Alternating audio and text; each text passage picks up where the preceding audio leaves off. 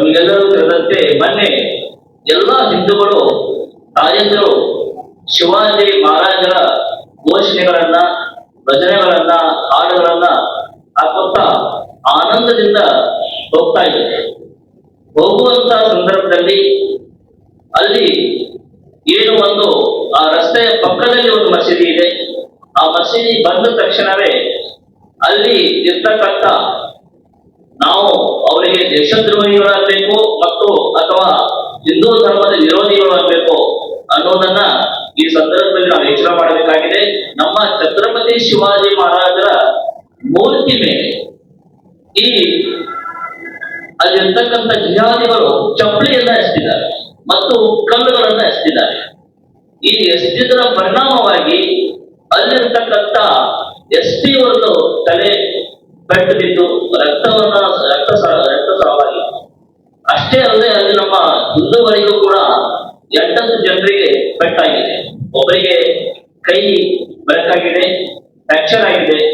ಇಷ್ಟೆಲ್ಲವೂ ಆದ ತಕ್ಷಣವೇ ಹಿಂದೂಗಳು ಯಾವಾಗ ಆ ಪ್ರತಿಭಟನೆ ಇದ್ರು ಆ ಸಂದರ್ಭದಲ್ಲಿ ಒಂದು 5 ರಿಂದ 6 ಜನರ ಬೆರಳಿಕೆಯಷ್ಟನ್ನ ಜನರನ್ನ ಅಲ್ಲಿ ಅರೆಸ್ಟ್ ಮಾಡಿದ್ದಾರೆ.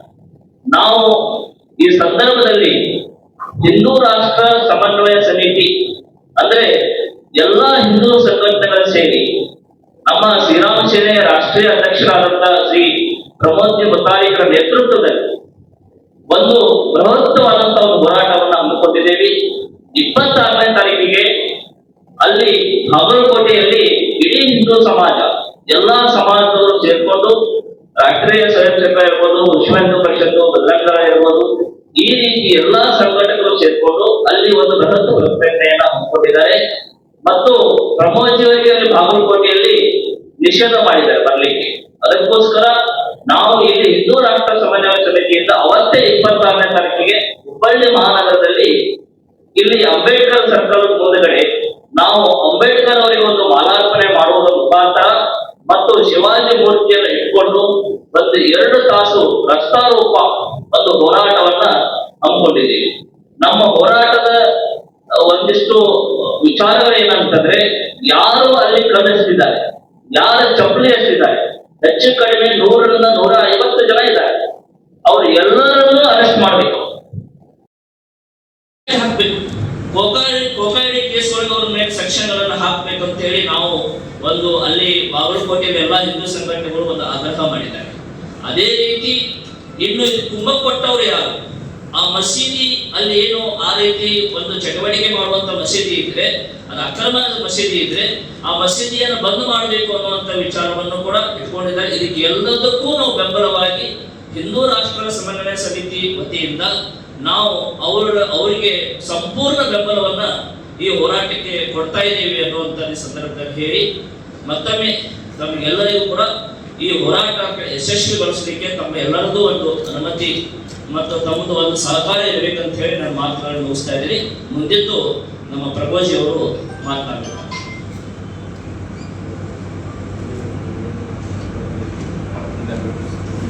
ನಮಸ್ಕಾರ. ಹಿಂದೂ ರಾಷ್ಟ್ರ ಸಮನ್ವಯ ಸಮಿತಿಯ ಸಂಯೋಜಕರಾದಂಥ ಸತ್ತಿಗಿರಿಯವರು, ಶಿವಾನಂದ ಸತ್ತಿಗಿರಿಯವರು 26ರ ಪ್ರತಿಭಟನೆಯ ಉದ್ದೇಶ ವಿವರವನ್ನು ಹೇಳಿದ್ದಾರೆ.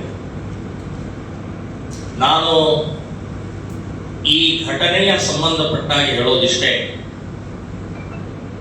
ಮುಸ್ಲಿಮರ ಮಾನಸಿಕತೆ ನಮ್ಮ ಮಹಾಪುರುಷರ ಮೇಲೆ ಕಲ್ಲೆಸೆಯೋದು, ಚಪ್ಪಲಿ ಎಸೆಯೋದು, ಪೆಟ್ರೋಲ್ ಬಾಂಬ್ ಎಸೆಯೋದು, ಅಪಮಾನ ಮಾಡೋದು ಮತ್ತು ನಮ್ಮ ಹಿಂದೂ ದೇವರುಗಳ ಮೇಲೆ ಕಲ್ಲೆಸೆಯುವಂಥದ್ದು, ಇದು ಬಹಳ ಕೆಟ್ಟ ಪ್ರವೃತ್ತಿ.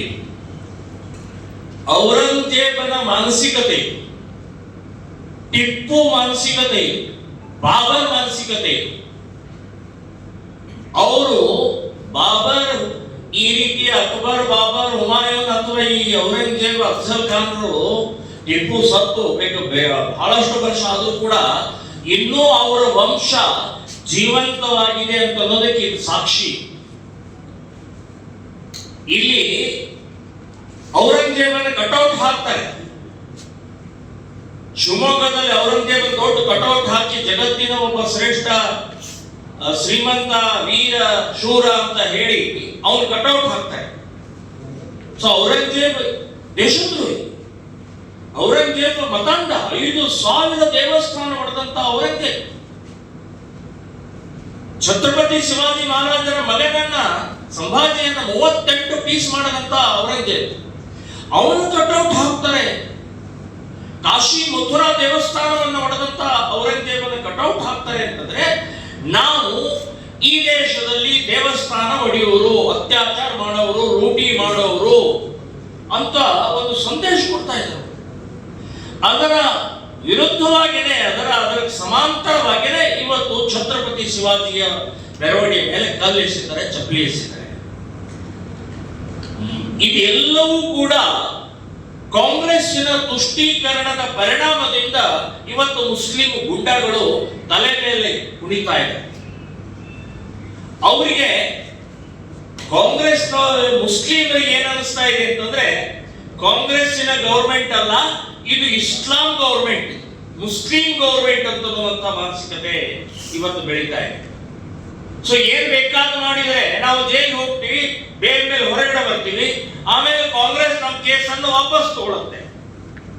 ಸೊ ಇಷ್ಟು ವ್ಯವಸ್ಥಿತವಾಗಿ ಅವರ ಮನಸ್ಸಿನಲ್ಲಿ ಕೂತ್ಕೊಂಡ್ಬಿಟ್ಟಿದೆ. ಹೀಗಾಗಿ ಈ ದೇಶವನ್ನು ಉಳಿಸಿದಂತ ನಾವೆಲ್ಲರೂ ಕೂಡ ಇವತ್ತೇನಾದರೂ ಇದ್ದಿದ್ರೆ ಅದು ಬಿಕಾಸ್ ಆಫ್ ಛತ್ರಪತಿ ಶಿವಾಜಿ ಮಹಾರಾಜ್.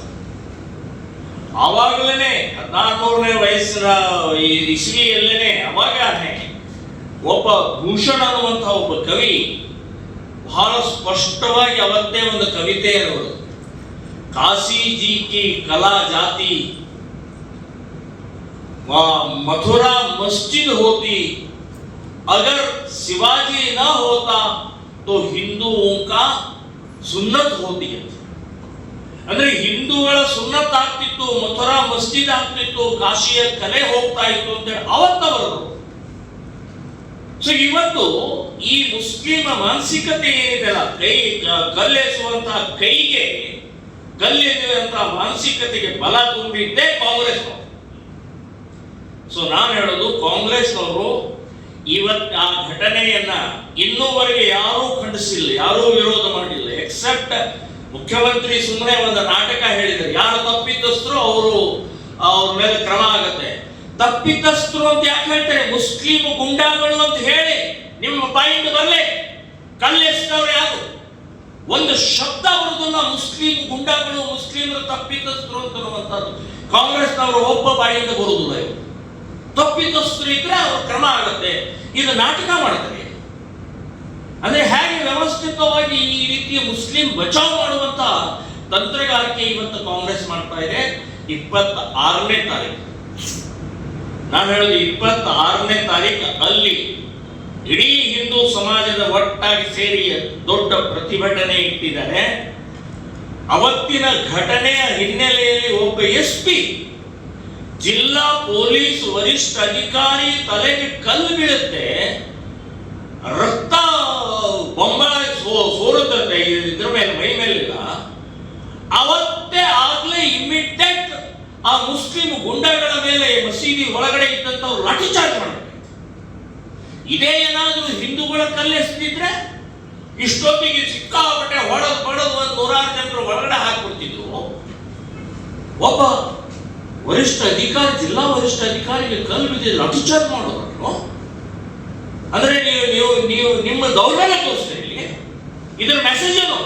ಅಂದ್ರೆ ನಾವು ಕಲ್ಲು ಎಸಿಬಹುದು, ನೀವು ಸುಮ್ಮನೆ ಇರ್ತೀರಿ ಅನ್ನುವಂಥ ಮೆಸೇಜ್ ಹೋಗುತ್ತೆ. ರಕ್ಷಕರು ನೀವು, ಸಮಾಜದ ರಕ್ಷಕರು. ಈ ಗುಂಡಾಗಳ ವಿರುದ್ಧ ಸಮಾಜದ ಕಂಟಕರನ್ನ ತಡೆದು ಇವತ್ತು ಸಮಾಜದ ರಕ್ಷಕರ ಮೇಲೆ ಇವತ್ತು ಕಲ್ಲೆಸೆದ ರಕ್ತ ಸುರಿತಾ ಇದ್ರು ಕೂಡ ಬಾಯಿ ಮುಚ್ಕೊಂಡಿರ್ತೀರಿ ಅಂತಂದ್ರೆ ನಮ್ಮ ಉಳಿದ ಸಮಾಜಕ್ಕೆ ಏನ್ ಅನ್ಸುತ್ತೆ? ಇವ್ರ ಮೇಲೆ ಕಲ್ಪಿಸಿದೆ, ಏನೂ ಮಾಡಿಲ್ಲ, ಇನ್ನು ನಮ್ಮ ಮೇಲೆ ನಮ್ಗೇನಾಗ್ಬೋದು ಅಂತನ್ನುವಂಥ ಮಾನಸಿಕ ಸಂದೇಶ ಹೋಗುತ್ತೆ. ಇನ್ನು ಎರಡನೇದು, ಅಲ್ಲಿ 100 ಜನ ಸೇರಿದ್ದಾರೆ ಮೆರವಣಿಗೆಯಲ್ಲಿ. 1000 ಜನ ಇರುವಂತ ಸಮಯದಲ್ಲಿ ಆ ಮಸೀದಿ ಒಳಗಡೆಗೆ 100 ಜನ ಸೇರಕ್ಕೆ ಅವಕಾಶ ಕೊಟ್ರು. ಯಾಕೆ ಕೊಟ್ರು ಗೊತ್ತಿದೆ. ಮತ್ತು ಪಂಖಾ ಮಸೀದಿ ಅನ್ನುವಂಥ ಸೆನ್ಸಿಟಿವ್, ಸೂಕ್ಷ್ಮ, ಮೇಲಿಂದ ಮೇಲೆ ಗಲಾಟೆ ಆಗುತ್ತೆ, ಮೇಲಿಂದ ಮೇಲೆ ತೊಂದರೆ ಕೊಡ್ತಾರೆ ಮುಸ್ಲಿಂ ಗುಂಡಾಗಳು. ಸೊ ಗೊತ್ತಿದ್ದಾಗಲೂ ಅಲ್ಲಿ ಆ ಕಂಪೌಂಡರ್ ಪಕ್ಕದಲ್ಲಿ 100 ಜನ ಸೇರಬೇಕಾದ್ರೆ ಇದು ಪ್ರಿಪ್ಲಾನ್ಡ್ ಅಲ್ಲೇ, ಇದು ಪೊಲೀಸ್ ಡಿಪಾರ್ಟ್ಮೆಂಟ್ ಫೇಲ್ಯೂರ್ ಅಲ್ಲೇ, ಕಾಂಗ್ರೆಸ್ಸಿನ ಕುಮ್ಮಕ್ಕಲ್ಲೇ. ಮತ್ತೆ ಇಲ್ಲಿ ಈಗ ಬರೇ 8 ಜನರಿಗೆ ಬಂಧನ ಮಾಡಿದ್ದಾರೆ. ಸಾಕ 8 ಜನ? ಅಲ್ಲಿ 100 ಜನ ಸೇರಿದ್ದಾರೆ ಗುಂಡಗಳು. ಎಲ್ಲರನ್ನು ಮತ್ತೆ ಒಳಗೆ ಹಾಕಬೇಕು ಅಂತನ್ನುವಂತಹದ್ದು ಬೇಡಿಕೆಯಿಂದ ನಾವು ಇಡ್ತಾ ಇದೀವಿ, ಅಲ್ಲಿಯವರು ಕೂಡ ಇಟ್ಟಿದ್ದಾರೆ. ಅಷ್ಟೇ ಅಲ್ಲ, ಮೇಲಿಂದ ಮೇಲೆ ಈ ಆಗ್ತಾ ಇರುವಂತಹ ದೇಶದ್ರೋಹಿ ಒಂಥರ ಕ್ರಿಮಿನಲ್ ಗಲಾಟೆ ಆಗ್ತಾ ಇರುವಂತಹ ಆ ಮಸೀದಿಗೆ ಸೀಸ್ ಮಾಡಬೇಕು, ಬೀಗ ಹಾಕಬೇಕು. ಆ ಮುಲ್ಲಾ ಮೌಲ್ವಿಗಳ ಯಾರು ಅಲ್ಲಿ ಅದಕ್ಕೆ ಸಂಬಂಧಪಟ್ಟಂತ ಅಧ್ಯಕ್ಷರಿದ್ದಾರೆ ಅವರನ್ನೂ ಕೂಡ ಒತ್ತು ಒಳಗೆ ಹಾಕಬೇಕು ಅಂತನ್ನುವಂಥದ್ದು ನಾನು ಹೇಳ್ತಾ ಇದ್ದೇನೆ. ಸೊ ಈ ರೀತಿಯ ಒಬ್ಬ ನಮ್ಮ ದೇಶದ, ಇಡೀ ದೇಶದಲ್ಲಿ ಮನೆಯಲ್ಲಿ ಮನದಲ್ಲಿ ಪೂಜೆ ಮಾಡ್ತಾ ಇರುವಂತಹ, ಗೌರವಿಸುವಂತಹ ಒಬ್ಬ ಶ್ರೇಷ್ಠ ಮಹಾಪುರುಷನಿಗೆ ಅವಮಾನ ಮಾಡ್ತಾರೆ ಅಂತಂದ್ರೆ ಇದನ್ನು ನಾವು ಸಹನೆ ಮಾಡುವುದಿಲ್ಲ, ಅಕ್ಷಮ್ಯ ಅಪರಾಧ, ಇದಕ್ಕೆ ಕ್ಷಮೆ ಇಲ್ಲ. ಸೊ ಈ ಬೇಡಿಕೆಗಳನ್ನು ನಾವು ಇಟ್ಟಿದ್ದೀವಿ, ಅದು ಸೀಲ್ ಆಗಬೇಕು, ಮುಲ್ಲಾ ಮೌಲ್ವಿಗಳನ್ನ ಅರೆಸ್ಟ್ ಮಾಡಬೇಕು, ಆ 100 ಜನ ಯಾರು ಸೇರಿ CC ಕ್ಯಾಮೆರಾದಲ್ಲಿದ್ದಾರೆ ಅವರೆಲ್ಲರನ್ನೂ ಬಂಧನ ಮಾಡಬೇಕು ಅಂತನ್ನುವಂತಹ ಬೇಡಿಕೆಯೊಂದಿಗೆ ಇನ್ನು ಮುಂದಿನ ದಿನಗಳಲ್ಲಿ ನಾನು ಹೇಳ್ತಾ ಇದ್ದೀನಿ, ಇನ್ನು ಮುಂದಿನ ದಿನಗಳಲ್ಲಿ ನಮ್ಮ ದೇವತೆಗಳನ್ನು, ನಮ್ಮ ಮಹಾಪುರುಷರನ್ನ ನೀವೇನಾದ್ರೂ ಅಪಮಾನ, ಅವಮಾನ, ಕಲ್ಲು ಅಥವಾ ಈ ರೀತಿ ಏನಾದ್ರೂ ಒಗೆದ್ರೆ ಮನೆ ಹೊಕ್ಕು ಹೊಡಿಬೇಕಾಗತ್ತೆ, ಮಸೀದಿ ಹೊಕ್ಕು ಹೊಡಿಬೇಕಾಗತ್ತೆ ಅಂತನ್ನುವಂತ ಎಚ್ಚರಿಕೆಯನ್ನು ನಾನು ಮುಸ್ಲಿಂ ಗುಂಡಾಗಳಿಗೆ ಕೊಡ್ತಾ ಇದ್ದೀನಿ.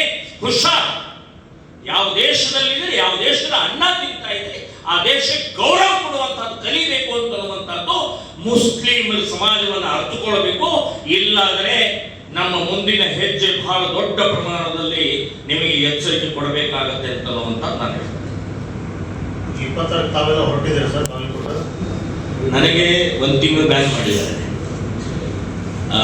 ನಿನ್ನೆ ನಾನು ಇಲ್ಲಿ ಹೈಕೋರ್ಟಿಗೆ ವಕೀಲರ ಕಡೆ ಕೊಟ್ಟಿದ್ದೀನಿ, ಅದನ್ನ ಸ್ಕ್ವಾಶ್ ಮಾಡಕ್ಕೆ ಮತ್ತು ಸ್ಟೇ ತರ ಕೊಟ್ಟಿದ್ದೀನಿ. ಸ್ಟೇ ಅಷ್ಟರೊಳಗೆ ಏನು ಸಿಗ್ಲಿಕ್ಕಿಲ್ಲ, ಅಕಸ್ಮಾತ್ ಸಿಕ್ಕಿದ್ರೆ ನಾನು 26ಕ್ಕೆ ಹೋಗ್ತೀನಿ. ಇಲ್ಲಿಯೇ ಕಾರ್ಯಕ್ರಮ, ಇಲ್ಲಿಯೇ ಪ್ರತಿಭಟನೆಗೆ ಇರ್ತೇನೆ. ಸ್ವಲ್ಪ ಅದನ್ನ ಪ್ರತಿಭಟನೆ ಮುಂದಾಕೊಂಡು ಈಗ ನೋಡ್ಕೊಂಡು ಮಾಡ್ಬೋದಿತ್ತು. ಅಲ್ಲ, ಈ 26ರ ಪ್ರತಿಭಟನೆ ಇದು ಸ್ಟಾರ್ಟ್ ಇದೆ. ಇನ್ನು ಬಹಳಷ್ಟು ರೀತಿಯ ಅಲ್ಲಿ ಪ್ರಕ್ರಿಯೆಗಳನ್ನು, ಯೋಜನೆಯನ್ನು ಮಾಡಿದ್ದಾರೆ. ಸೊ ಹಾಗಾಗಿ ನಾವು ಕೂಡ ಅಷ್ಟೇ ಹಿಂದೂ ರಾಷ್ಟ್ರ ಸಮನ್ವಯ ಸಮಿತಿಯಿಂದ ಇದೊಂದು ಪ್ರಾರಂಭ ಅಷ್ಟೇ.